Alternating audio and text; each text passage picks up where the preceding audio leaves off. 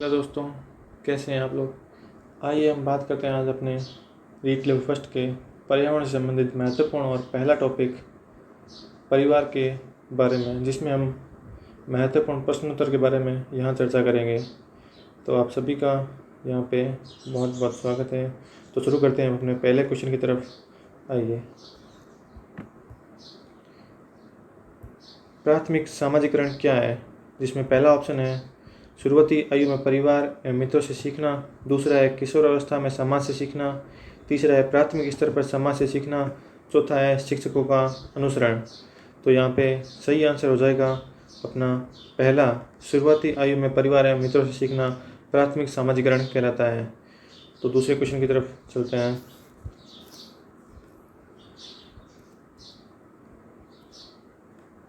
ऐसे सामाजिक समूह जिसका एक सामान्य निवास होता है, आर्थिक सहयोग होता है तथा जिसमें प्रजनन क्रिया पाई जाती है, उसे कहते हैं।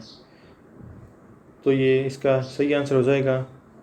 इसमें पहला ऑप्शन है समाज, दूसरा है परिवार, तीसरा है समुदाय, चौथा है समिति। तो यहाँ पे राइट आंसर हो जाएगा ऑप्शन नंबर 2। परिवार ऐसा सामाजिक समूह है जिसका एक सामान्य निवास होता है, आर्थिक सहयोग होता है, जिसमें प्रजनन क्रियाएँ पाई जाती है। अपना तीसरा क्वेश्चन है औद्योगिकरण से सबसे अधिक कौन सी सामाजिक संस्था प्रभावित हुई है। इसमें पहला ऑप्शन है सामंतवाद, दूसरा है राजतंत्र, तीसरा है धर्म, चौथा है परिवार। तो यहाँ पे सही आंसर हो जाएगा 4 नंबर, परिवार। अगले उत्तर की तरफ चलते हैं, क्वेश्चन की तरफ। निम्नलिखित में से कौन एक अनौपचारिक सामाजिक नियंत्रण का अभिकरण है। जिसमें पहला ऑप्शन है परिवार, दूसरा है राज्य, तीसरा है धर्म, चौथा है शिक्षा। तो यहाँ पे सही आंसर हो जाएगा ऑप्शन नंबर 1, परिवार। नेक्स्ट क्वेश्चन की तरफ चलते हैं। परिवार जिसमें केवल माता पिता तथा उनके बच्चे साथ रहते हैं, ये कौन सा परिवार कहलाता है। तो यहाँ पे बताना है कि जिसमें माता पिता और बच्चे साथ में रहते हैं तो वो कौन सा परिवार कहलाता है। तो पहला ऑप्शन है संयुक्त परिवार, दूसरा है विद्यालय परिवार, तीसरा है एकल परिवार, चौथा है बड़ा परिवार। जैसा कि हमने ऊपर देखा था, इसका सही आंसर हो जाएगा ऑप्शन नंबर 3, एकल परिवार। जिसमें माता पिता और उनके बच्चे रहते हैं, एकल परिवार कहलाता है। जिसमें दादा दादी और पूरा बड़ा परिवार साथ रहता है, वो संयुक्त परिवार कहलाता है। तो नेक्स्ट क्वेश्चन की तरफ चलते हैं।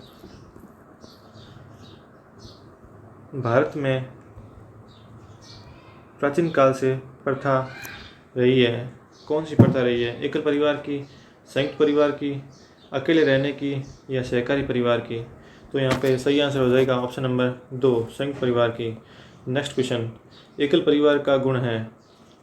जिसमें पहला ऑप्शन है वृद्धों एवं बच्चों की देखभाल करना, बच्चों का दूसरों पर नियंत्रण, दूसरों पर आश्रित रहना, तीसरा ऑप्शन है बच्चों में निर्णय लेने की क्षमता का विकास, और चौथा ऑप्शन है बच्चों में परिवार के सदस्यों के प्रति लगाव। तो यहाँ पे अपना सही आंसर हो जाएगा एकल परिवार का गुण है बच्चों में निर्णय लेने की क्षमता का विकास होना। क्योंकि जहाँ पे बच्चे अकेले रहते हैं, माता पिता रहते हैं साथ में, वहाँ पे बच्चे अपने खुद के निर्णय खुद लेते हैं। और संयुक्त परिवार के अंदर दादा दादी का उन पर नियंत्रण रहता है, वो खुद अपने फैसले नहीं ले पाते। तो यहाँ पे इसका सही आंसर हो जाएगा ऑप्शन नंबर 3। अगले क्वेश्चन की तरफ चलते हैं। हिंदू विवाह तथा तलाक अधिनियम किस वर्ष पारित हुआ। तो इसका पहला ऑप्शन है 1951 के अंदर, दूसरा है 1953 के अंदर, तीसरा है 1955 के अंदर, चौथा है 1960 के अंदर। तो यहाँ पे जैसा कि लिखा हुआ है ऑप्शन नंबर 3 इसका सही आंसर हो जाएगा। हिंदू विवाह तलाक अधिनियम 1955 में पारित किया गया था, जिसके अंतर्गत एक विवाह को ही विधि मान्य माना जाता है। स्त्री को तलाक का अधिकार प्रदान किया गया है। इस अधिनियम में न्यायिक पृथक्करण, तलाक, विवाह की समाप्ति आदि के प्रावधान किए गए हैं। इसमें 1976, 1981 में कई संशोधन किए गए हैं, जो कि इस क्वेश्चन के बारे में हमें पूरा अवगत कराता है। तो इसका सही आंसर होगा ऑप्शन नंबर 3। चलिए चलते हैं नेक्स्ट क्वेश्चन की तरफ। एकल परिवार में बच्चों का पालन पोषण करते हैं उनके दादा दादी, माता पिता, नाना नानी, या उपयुक्त सभी। तो इसका सही आंसर हो जाएगा माता पिता, क्योंकि एकल परिवार के अंदर सिर्फ माता पिता और उनके बच्चे रहते हैं। अगला क्वेश्चन है मानव समाज की सबसे छोटी इकाई कौन सी है। ये सबसे छोटा और सबसे छोटी इकाई पूछा क्वेश्चन है और सबसे छोटा क्वेश्चन है। तो इसका सही आंसर हो जाएगा, यहाँ पे हमेशा से पढ़ते आए हैं परिवार। ऑप्शन नंबर 1 इसका सही आंसर हो जाएगा। चलिए चलते हैं नेक्स्ट क्वेश्चन की तरफ। हिंदू उत्तराधिकार संशोधन अधिनियम 2005 के अनुसार निम्नलिखित में से कौन सा सत्य है? तो इसके अंदर पहला ऑप्शन है पुत्रों पुत्रियों और उनकी माताओं का पारिवारिक संपत्ति में बराबर हिस्सा होता है। दूसरा है आर्य समाज के अनुयायियों पर यह अधिनियम लागू नहीं होता। तीसरा है परिवार के केवल पुत्रों अथवा पुरुष सदस्यों को ही पारिवारिक संपत्ति में अधिकार प्राप्त है। चौथा है केवल पत्नी अपने दिव्यांगत पति की संपत्ति में उत्तराधिकारी है। तो ये क्वेश्चन सीटेट के अंदर 2014 के अंदर आया हुआ है और इसका सही आंसर हो जाएगा ऑप्शन नंबर 1। हिंदू उत्तराधिकार संशोधन अधिनियम 2005 के अनुसार सत्य है कि पुत्रों पुत्रियों और उनकी माताओं का पारिवारिक संपत्ति में बराबर हिस्सा होता है। तो चलते हैं अपने अगले क्वेश्चन की तरफ। 1997 में भारतीय उच्च न्यायालय ने विशाखा निर्देशन की रचना महिलाओं को डैश डैश डैश यौन उत्पीड़न से बचाने के लिए की है। ये क्वेश्चन सीटेट के अंदर 2019 के अंदर दिसंबर में जो हुआ था उसके अंदर आया हुआ है।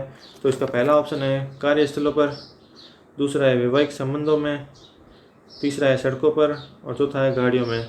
तो इसका सही आंसर हो जाएगा कार्यस्थलों पर, ऑप्शन नंबर 1। 1997 के अंदर भारतीय उच्च न्यायालय ने विशाखा निर्देशन की रचना महिलाओं को कार्यस्थलों पर, जहाँ पे वो कार्य करती है, वहाँ पर यौन उत्पीड़न से बचाने के लिए की है। तो चलिए चलते हैं अपने नेक्स्ट क्वेश्चन की तरफ।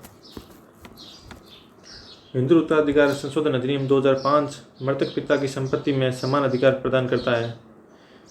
जैसा कि हमने ऊपर भी देखा था, ये क्वेश्चन आया हुआ है 2014 के अंदर और 2015 के अंदर सीट के अंदर फिर से पूछा गया है।